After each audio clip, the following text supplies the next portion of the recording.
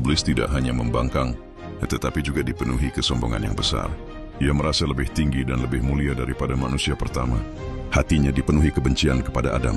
Dan sejak saat itu, Iblis bertekad menjadi musuh manusia hingga akhir zaman. Karena kesombongan dan pembangkangannya, Iblis diusir dari surga. Cahaya rahmat Allah menjauh darinya. Langit surgawi yang dahulu dipenuhi kemuliaan, kini tertutup baginya selamanya. Iblis jatuh ke dalam kegelapan bersama kebencian yang membara. Dalam kegelapan, Iblis bersumpah akan menyesatkan manusia.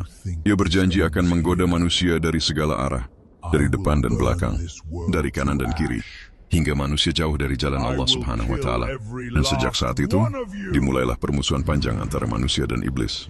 Adam hidup di surga yang penuh keindahan. Sungai-sungai mengalir jernih.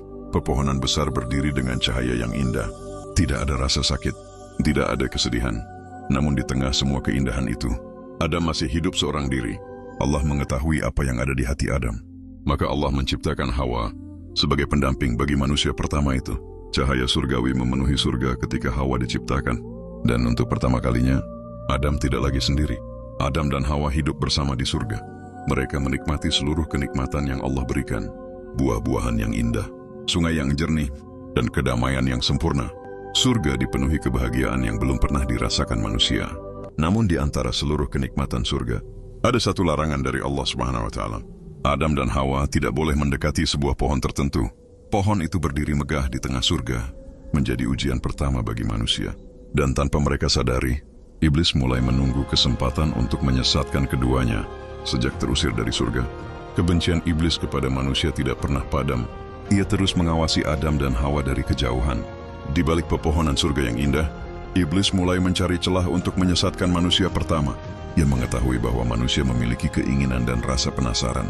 Dan dari kelemahan itulah, Iblis mulai menyusun tipu dayanya. Perlahan, Iblis mulai membisikkan tipu daya ke dalam hati Adam dan Hawa. Ia membuat larangan Allah terlihat kecil. Ia membisikkan bahwa pohon itu adalah jalan menuju keabadian dan kemuliaan. Kata-kata Iblis terdengar lembut, namun penuh kebohongan. Dan sedikit demi sedikit, keraguan mulai tumbuh di hati manusia pertama. Adam dan Hawa mulai memandang pohon itu dengan rasa penasaran.